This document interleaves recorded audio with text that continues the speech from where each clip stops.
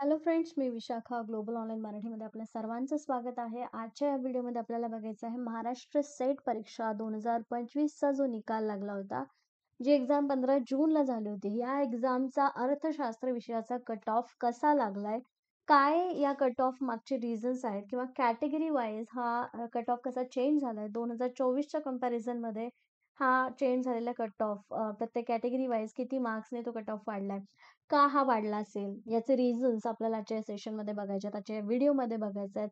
एकूणच जे स्टुडंट्स इथे काय म्हणतो आपण प्रिपरेशन करतात त्यांच्यासाठी क्लिअर होण्यासाठी किती गुण लागले आणि या गुणांव्यतिरिक्त किंवा या गुणांना घेऊन पुढच्या येणाऱ्या एक्झाममध्ये तुम्हाला कितीचं टार्गेट ठेवायचं आहे, किती मार्क्स तुम्हाला टार्गेट करायचे आहेत, हे या ठिकाणी बघायचं आहे. ठीक आहे. सो जस्ट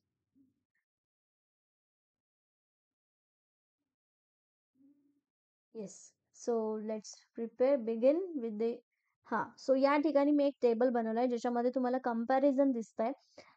प्रवर्ग आहेत. या प्रवर्गांसाठी सेट एक्झामिनेशन प्रत्येक कॅटेगरीसाठी एक स्पेसिफिक कट ऑफ वेगवेगळ्या मेन्शन करत असते. तर एक एक्झामची एक गोष्ट लक्षात घ्या, सेट एक्झामची जी आहे तुम्ही म्हणता की 40% जर मिळाले किंवा 40% मार्क मिळाले तर आपण ही एक्झाम पास होतो. एक्झाम पास होणं वेगळं आणि एक्झाम क्वालिफाय होणं ह्या दोन वेगळ्या गोष्टी आहेत. ठीक आहे. जे एक्झाम 40%च्या पुढे जातात, हो ही एक्झाम क्वालिफाय पास होतात. पण क्वालिफाय होण्यासाठी तुम्हाला जे स्टुडंट्सचा नंबर आहे, म्हणजे आकडा जो आहे, समजा 1000 स्टुडंट्स जर एक्झामला बसले असतील, तर त्यातले 6% स्टुडंट्स हे एक्झाम क्वालिफाय करतात. ठीक आहे. म्हणजे मेरिट लिस्ट जे म्हणतो आपण त्या पद्धतीने इथे मेरिट लिस्ट प्रमाणे ते स्टुडंट्स बाहेर येतात किंवा ते क्वालिफाय होतात. ठीक आहे. सो इथे पण प्रत्येक कॅटेगरी वाईज त्या कॅटेगरीमध्ये समजा जर 1000 मुलं असतील, तर 1000 मध्ये ओपनमध्ये जर 200-300 मुलं असतील, तर त्या 300 मुलांपैकी जे क्वालिफाय झालेल्यांचा नंबर आहे 150, तर 150 मधून 6% म्हणजे पास झालेले 150 आहेत, तर त्या 150 मधून 6% मुलांना क्वालिफाय म्हणून घोषित केलं जातं. तर अशा पद्धतीने हा रिझल्ट लावला जातो. तर त्यामुळे हा प्रत्येक category wise result cut off हा वेगळा येतो. ठीक आहे. त्यांचे त्यांचे म्हणजे प्रत्येक कॅटेगरीचा जो एलिजिबिलिटी क्रायटेरिया आहे तो वेगळा आहे. तर आता इथे आपण जे कंपॅरिझन करतोय ते 2024-2025 मधलं करतोय आणि दोघांमधला डिफरन्स किती आलेला आहे. तर आपण जेव्हा प्रेडिक्शन करत होतो की रिझल्ट येईल, त्यावेळेसच आपण असं म्हटलं होतं की रिझल्ट जो आहे तो कधी 2% खाली जातो तर कधी 2% वर जातो. तर आसपासचे जे नंबर आहेत, समजा 24च्या रिझल्टमध्ये 57.33 हा जर कट ऑफ होता ओपन कॅटेगरीसाठी, तर आपण असं सांगितलं होतं की जे 2% वाढवून म्हणजे 59 ते 60 मार्क्स ज्यांचे आहेत, 60% मार्क्स ज्यांचे आहेत, ते ही एक्झाम क्वालिफाय आहेत असं आपण स्वतःला म्हणू शकतो रिझल्टच्या आधी.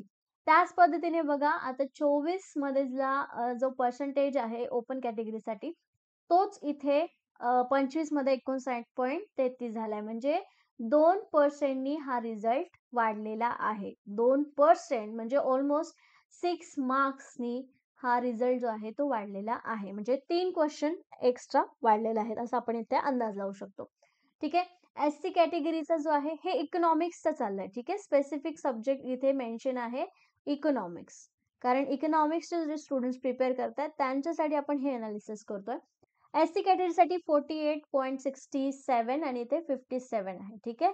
हा जो रिझल्ट आहे तो हा पण 2% नी वाढलेला आहे. तर आपण इथे कन्सिडर करू शकतो की आता 50% म्हणजे 150 मार्क्स तुम्हाला 50% साठी आहेत आणि इथे 59 आहेत म्हणजे ऑलमोस्ट 70 अबोव्ह 75 पर्यंत तुम्हाला याचे मार्क्स येण्याची गरज आहे ह्या एक्झामला क्वालिफाय होण्यासाठी.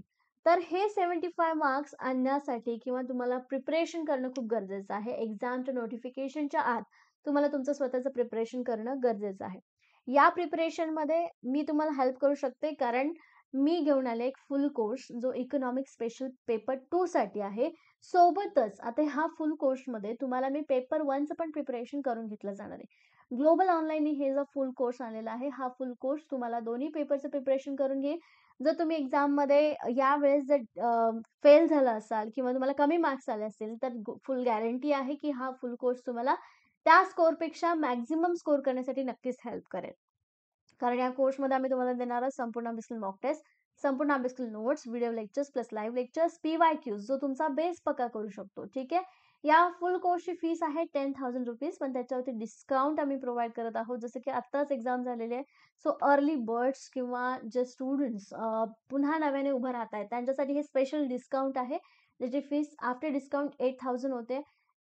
याविषयी आणखीन इन्क्वायरी तुम्हाला करायची असेल किंवा डिटेल कोर्सबद्दल इन्फॉर्मेशन जाणून घ्यायची असेल तर इकडे दिलेल्या व्हॉट्सअप नंबरला तुम्ही मेसेज करा आणि त्याच्यावरतून इन्फॉर्मेशन घ्या किंवा डायरेक्टली प्ले स्टोअरवरून ग्लोबल ऑनलाईन नावाचा ॲप डाउनलोड करून तिकडे देखील तुम्ही जॉईन करू शकता.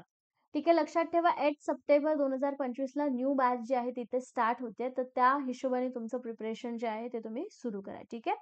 Again will come here. SC झालं तर ST कॅटेगरीमध्ये बघा 46 वरून इथे ऑलमोस्ट 47.33%नी हा रिझल्ट इथे आलेला आहे. 1.33नी वाढलेला आहे. प्लस आहे. ठीक आहे. म्हणजे त्यांची जे कट ऑफ आहे ते वाढलेले आहे. ओके. OBC NCL साठी 51.33 54 झालाय म्हणजे ऑलमोस्ट 2.67%नी हा रिझल्ट वाढलेला आहे किंवा कट ऑफ वाढलेला आहे. ओके. त्याच्यानंतर DT VJ NCL 50 आता 53 म्हणजे इथे 3.33 नी वाढलेला आहे रिझल्ट. लक्षात घ्या इथे बघा कॅटेगरी वाईज तो रिझल्ट 2% पेक्षा 3 पर्यंत वाढलेला आहे.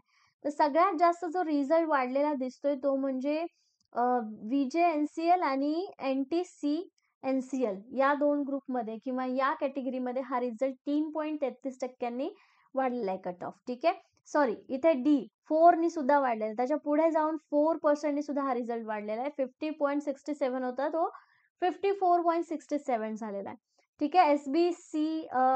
SEBC NCL 50 होता 52 झालाय 2.67% वाढलेला आहे. ओपन EWS आणि ऑर्फनचा जो ग्रुप आहे त्यांच्यासाठी हा कट ऑफ काय वाढलेला नाहीये. जो सेम मागच्या वर्षी होता तोच कट ऑफ इथे राहिलेला आहे. ठीक आहे. बट दिव्यांगांसाठी जो 40% रिझल्ट होता 40% जो कट ऑफ होता तो यावर्षी फक्त म्हणजे थोडा कमी झालाय. ठीक आहे. 39.33%नी हा कट ऑफ इथे आलेला आहे आणि 0.67%नी हा रिझल्ट खाली गेलेला दिसतोय आपल्याला कट ऑफ. ठीक आहे. तर एकंदरीत या इकॉनॉमिक्सच्या कट ऑफ लिस्टनुसार आपल्याला हे लक्षात येतंय की 2025च्या रिझल्टमध्ये किंवा 2025च्या कट ऑफ लिस्टमध्ये इकॉनॉमिक्स विषयाचा कट ऑफ हा वाढलेला आहे आणि ऑलमोस्ट 2 ते 3%नी तो वाढलेला आहे. ठीक आहे. कॅटेगरी वाईज तो तशा पद्धतीने चेंज झालेला आहे खालीवर. सो मागच्या वर्षीपेक्षा ऑलमोस्ट मी किती सांगितले 2% म्हणजे 6 मार्क्स 6 ते 7 मार्क्स ॲव्हरेज आपण 10 मार्क्स पकडूया. 10 मार्क्सने हा रिझल्ट काय झालेला आहे वाढलेला आहे मागच्या वर्षीपेक्षा. सो याचे रिझन्स काय काय असू शकतात जेणेकरून आपण प्रिपेअर होऊ शकतो येणाऱ्या एक्झामसाठी. तर इथे बघा कट ऑफ मी इथे तुम्हाला क्लिअर केलं की कट ऑफ वाढत आहे. DNCL DT VJ NT ह्याच्यामध्ये काय झालेलं आहे वाढ झालेली दिसून येते. मी सांगितलं 3.33%नी हा रिझल्ट किंवा कट ऑफ वाढलेला आहे या प्रवर्गांमध्ये. ओपन EWS आणि अनाथचा जो ग्रुप होता त्याच्यामध्ये कट ऑफ अपरिवर्तित आहे म्हणजे कुठल्याही गटांमध्ये चेंज झालेला नाही. 0% त्याच्यामध्ये चेंज आहे. डिफरन्स जो आहे तो किती 0%. आणि PW वर्गात 40 होता तो आता 39.33 झाला म्हणजे मायनस 0.67नी तो मायनस झालेला आहे कमी झालेला आहे. बट याच्यामध्ये काय आहे मग जे उमेदवार म्हणजे जे आता नवीन एक्झाम देण्यासाठी तयार होत आहेत सज्ज होत आहेत त्यांच्यासाठी हा सूचना आहे की NT OBC DT आणि ओपन प्रवर्गातील इच्छुकांनी प्रात्रतेसाठी गेल्यावर या वर्षीपेक्षा अधिक गुण मिळवणे आवश्यक आहे. ठीक आहे. म्हणजे 59ला जर 175 वगैरे येत असतील तर तुम्हाला 180चं टार्गेट ठेवायचं आहे इकॉनॉमिक्स विषयासाठी. ठीक आहे. ओपन कॅटेगरी मधल्यांनी 180 अबोव मार्क्स तुम्हाला टार्गेट करायचे आहेत ही एक्झाम क्वालिफाय होण्यासाठी. हे कशावरून आपण कन्सिडर करतोय या वर्षीच्या कट ऑफ वरून 2026 साठी आपल्याला 180च्या अबोव मार्क्स मिळणे आवश्यक आहेत.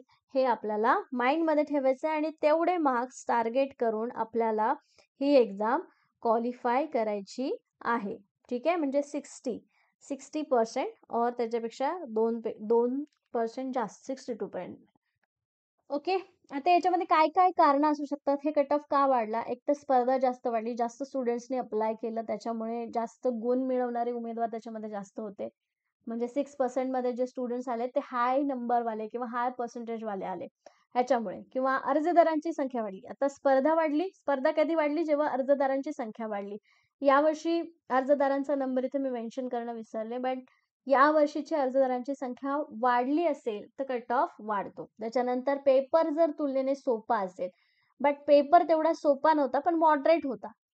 इकॉनॉमिक्स विषयाचा पेपर हा मॉडरेट होता. पेपर 1 तसा बरा होता.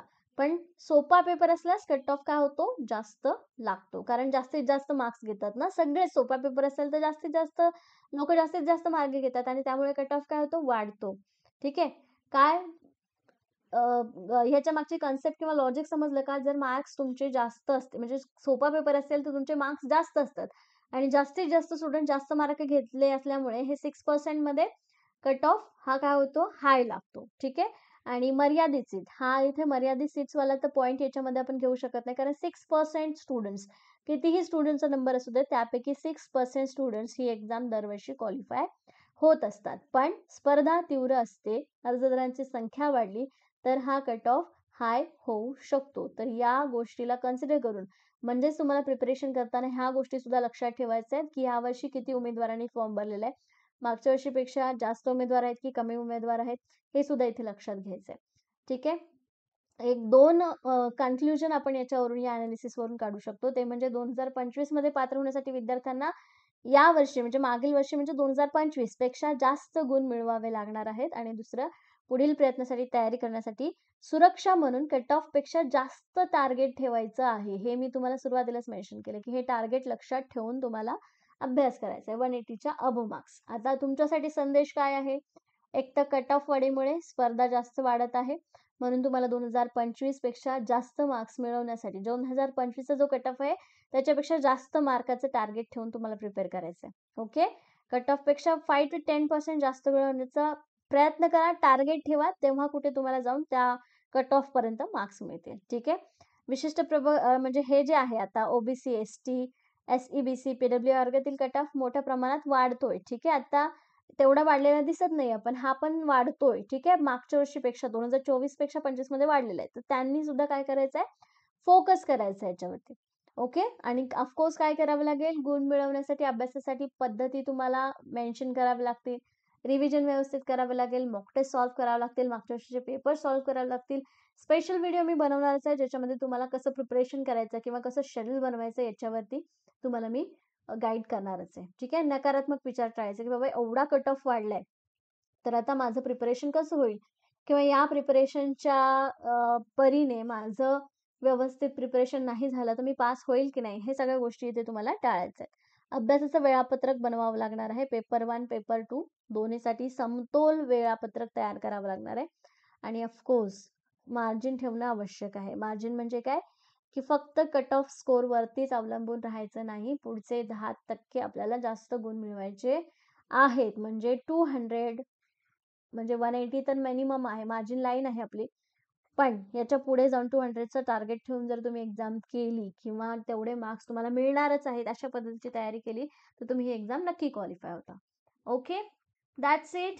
याचं अनालिसिस कट ऑफचं केलेलं आहे. या कट ऑफ अनालिसिसनुसार तुम्हाला एक अंदाज आला असेल, की तुम्ही किती पर्सेंट मार्क्स मिळवायचे आहेत आणि पुढच्या एक्झामला टार्गेट करण्यासाठी किती मार्क्स आवश्यक आहे. Okay everyone.